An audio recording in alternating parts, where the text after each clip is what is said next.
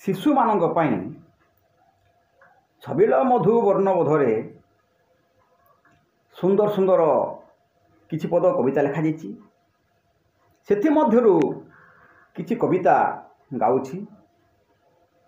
ପିତା ମାତା ଠାରୁ ବଡ଼ ଦେବତା କେ ସରଗରାଇବେ ନାହିଁ, ତାଙ୍କରି ଆଶିଷ ସହାୟିକା ସିନା ବିପଦୁ ତରିବା ପାଇଁ। ଧନ୍ୟ ତୁମେ ମାତା, ଧନ୍ୟ ତୁମେ ପିତା, ତୁମ ସମ କେହି ନାହିଁ। ଜନମ ଦେଇଛ, ଯତନେ ପାଳିଛ, ଆମେ ତା ଭୁଲିବା ନାହିଁ। ପିତା ମାତା, ବାପା ମା ଠାରୁ ଆଉ ସଂସାରରେ ବଡ଼ ଦେବତା କେହି ନାହିଁ। ବାପା ମାଙ୍କର ଆଶୀର୍ବାଦ ଭଗବାନଙ୍କର ଆଶୀର୍ବାଦ ଠାରୁ ମଧ୍ୟ ବଡ଼। ବାପା ମାଙ୍କର ଆଶୀର୍ବାଦ ପାଇଗଲୁ, ଭଗବାନଙ୍କର ଆଶୀର୍ବାଦ ଆମେ ପାଇଗଲୁ।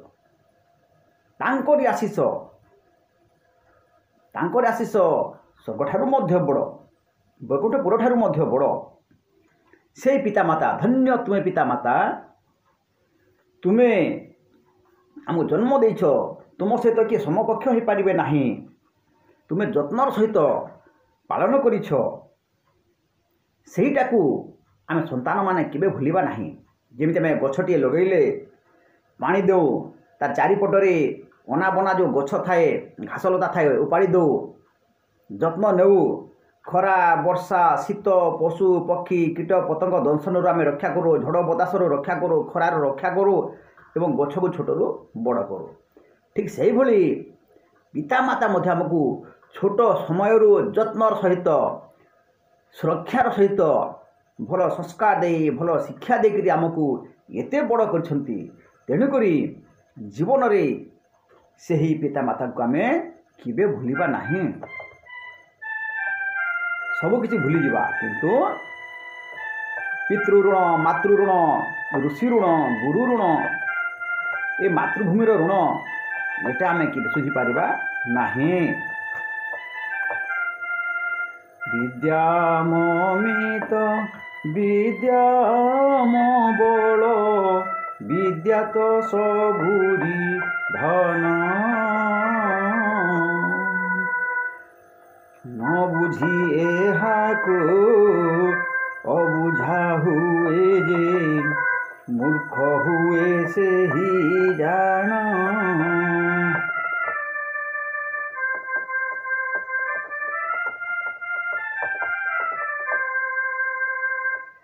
ବିଦ୍ୟା ଅଟଇ ମହାଧନ, ବାଲକେ କର ଉପାର୍ଜନ।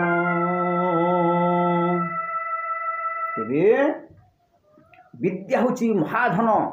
ସଂସାରରେ ଟଙ୍କା, ସୁନା, ରୂପା ଯାହା ଅଛି ମୂଲ୍ୟବାନ, ଜମି ବାଡ଼ି, ଏଇଠାରୁ ମୂଲ୍ୟବାନ ଧନ ହେଉଛି ବିଦ୍ୟା। ତେଣୁକରି ବିଦ୍ୟା ହେଉଛି ଆମର ମିତ, ଆମର ବନ୍ଧୁ। ବନ୍ଧୁ ପଛେ ଧୋକା ଦେବ, କିନ୍ତୁ ବିଦ୍ୟା ଆମକୁ କେବେ ଧୋକା ଦେବ ନାହିଁ। ବିଦ୍ୟା ହେଉଛି ଆମର ବଳ, ଆମର ସାହସ, ଆମର ଶକ୍ତି। ବିଦ୍ୟା ବଳରେ ଆମେ ସବୁକୁ ଜିଣିପାରିବା। କିନ୍ତୁ ଏହାକୁ ଯିଏ ଯଦି ବୁଝିକରି ଅବୁଝା ହେବ, ଚେଇଁ ଶୋଇବ ଯିଏ, ତାକୁ ଉଠେଇବ କିଏ? ଯିଏ ଯଦି ବୁଝିବ, ଯିଏ ଅବୁଝା ହେଲା, ସେ ହେଲା ମୂର୍ଖ। ମୂର୍ଖ ଲୋକ ହିଁ ବୁଝି ବୁଝି ଅବୁଝା ହୁଏ।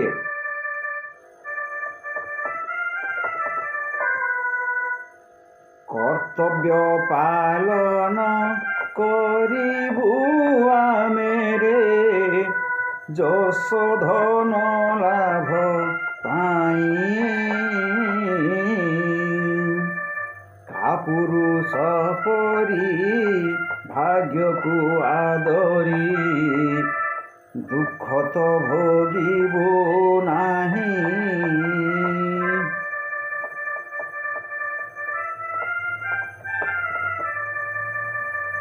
ତେବେ ଆମେ ମଣିଷ ହେଉଛି ତା ପ୍ରଥମେ ତାର କର୍ତ୍ତବ୍ୟ ପାଳନ। ଆଗେ କରିବ ରାଜ୍ୟ ସେବା, ପରେ କରିବ ପିତୃ ସେବା, ଅଛି ନାହିଁ? ରାଜାର କର୍ତ୍ତବ୍ୟ ହେଉଛି ରାଜ୍ୟ ପାଳନ, ଛାତ୍ରର କର୍ତ୍ତବ୍ୟ ହେଉଛି ଅଧ୍ୟୟନ, ଗୁରୁଙ୍କର କର୍ତ୍ତବ୍ୟ ହେଉଛି ଶିଷ୍ୟମାନଙ୍କୁ ଶିକ୍ଷାଦାନ। ଠିକ୍ ସେମିତି ଆମେ ମଧ୍ୟ କେବେ ଆମର କର୍ତ୍ତବ୍ୟ ପାଳନରେ ଅବହେଳା କରିବା ନାହିଁ। ସବୁବେଳେ କର୍ତ୍ତବ୍ୟରେ ଆମେ ଆଗେଇ ଯିବା। ପଛ ଘୁଞ୍ଚା ନାହିଁ ବୀରର ଜାତକେ, ବୀର କେବେ ପଛ ଘୁଞ୍ଚା ଦିଏ ନାହିଁ। ଆମେ ହେଉଛୁ ଗୋଟେ ଛାତ୍ର ବୀର, କେବେ ପଛ ଘୁଞ୍ଚା ଦେବା ନାହିଁ।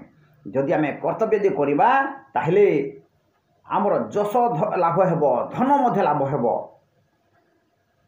କାପୁରୁଷମାନେ ଭାଗ୍ୟକୁ ଆଦରି କରି ବସିଥାନ୍ତି। କିଛି ଲୋକ ଅଛନ୍ତି ମୋ ଦ୍ୱାରା ଏ କାମ ହୋଇପାରିବ ନାହିଁ। ଚେଷ୍ଟା କର ବାରମ୍ବାର। ଶିଶୁଟିଏ ଥରକୁ ଥର ପଡ଼ି ତଳେ, ଚାଲ ଏଇ ଅଭ୍ୟାସର ବଳେ। ଶିଶୁଟିଏ ବାରମ୍ବାର ପଡ଼େ, ହାତ ଗୋଡ଼ ନାକ କାନ ଖଣ୍ଡିଆ ହୁଏ, ତଥାପି ସେ ଚାଲେ। କାହିଁକିନା ତାର ସେ ଜାଣିଥାଏ ମୁଁ ଚାଲିପାରିବି। ଠିକ୍ ସେମିତି କାପୁରୁଷ ଭଳି ଯଦି ଆମେ ଭାଗ୍ୟକୁ ଆଦରିବା, ଭାଗ୍ୟକୁ ନିନ୍ଦା ଦେବା, ତେବେ କ'ଣ ସେ ଦୁଃଖ ଭୋଗ କରେ। କାହାର ଭାଗ୍ୟ ଦୁର୍ଭାଗ୍ୟ ନଥାଏ, ଆମେ ନିଜେ ଡାକୁଛୁ। ତେଣୁକରି କାପୁରୁଷ ପରି ଆମେ ଭାଗ୍ୟକୁ ଆଦରି ରହିବା, ଭାଗ୍ୟକୁ ଦୋଷ ଦେବା, କିଛି କାମ କରିବା ନାହିଁ, ତାହେଲେ ଦୁଃଖ ଭୋଗ କରିବାକୁ ପଡ଼ିବ। ତେଣୁକରି ଯିଏ କର୍ତ୍ତବ୍ୟ ପଥରେ ଆଗେଇ ଯାଏ, ଯିଏ କାମ କରି ଚାଲେ, ସତ୍ ପଥରେ ଆଗେଇ ଯାଏ, ତେବେ ସେ କେବେ ହେଲେ ମଧ୍ୟ ଦୁଃଖ ଭୋଗ କରେ ନାହିଁ। ତାପରେ ପର ଦୁଃଖ ଦେଖି କାତର ନ ହୋଇ, ମଣିଷରେ ହେବୁ ଗଣା। ପରହିତ ଲାଗି ଜୀବନ ତେଜିଲେ, ଗୁଣ ହେବ ଆମ ଜଣା।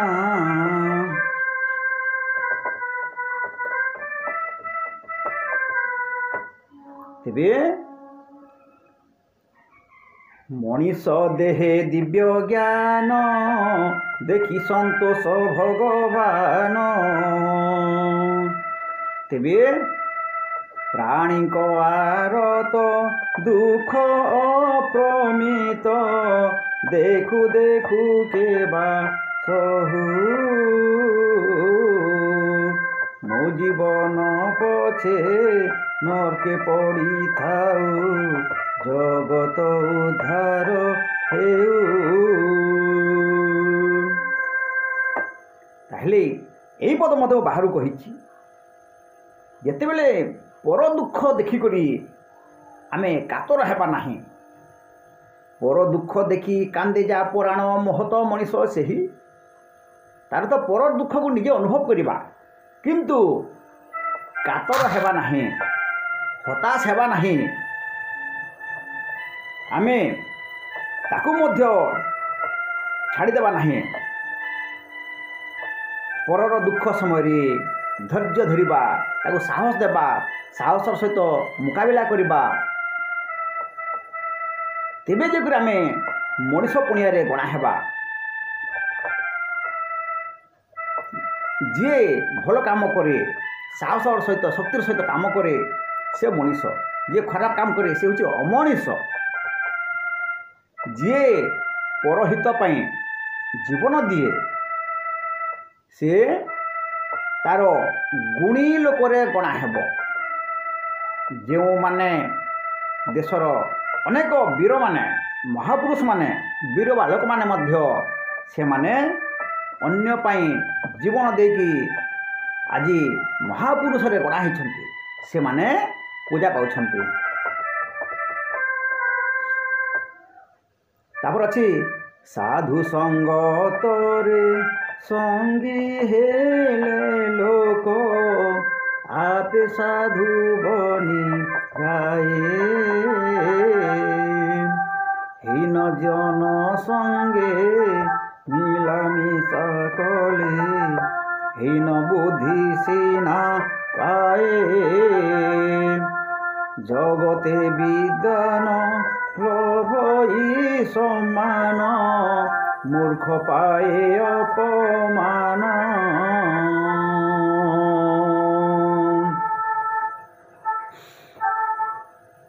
সাধু সন্থ সঙ্গে বাস যে করিবু সুশিক্ষা পাইবা পাই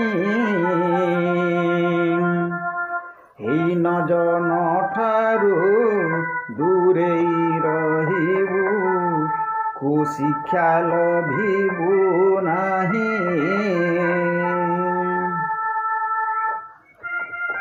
তাহলে সংসাରରେ ଦୁଇ ପ୍ରକାର ଲୋକ ଅଛନ୍ତି, ସାଧୁ ଓ ସାଧୁ।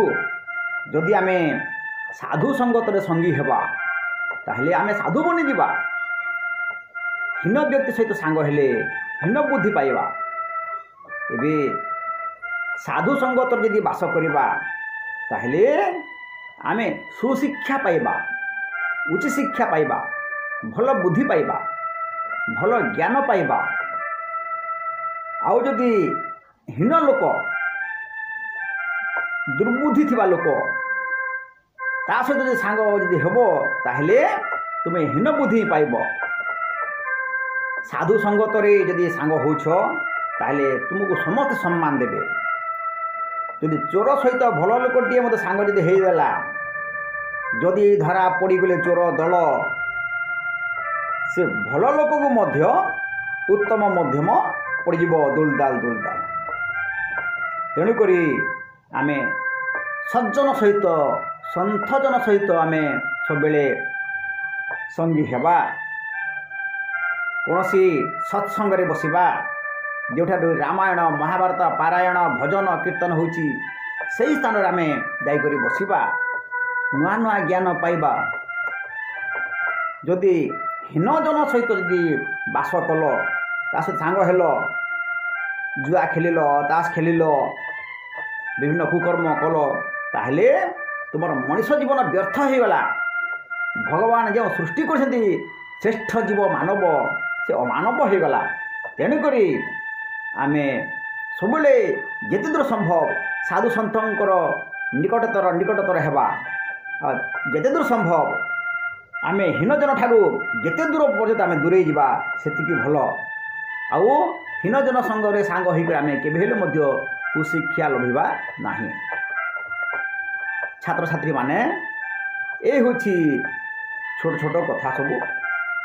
ଛବିଳ ମଧୁ ବର୍ଣ୍ଣବୋଧର ଅଣାହେଇଛି। ଆଉ କିଛି ପଦ ଅନ୍ୟ ପୁସ୍ତକରୁ ମଧ୍ୟ ମୁଁ ଏ ଭିତରେ ଭରିଛି। ବୋଲୋ ଭାରତ ମାତା କି ଜୟ।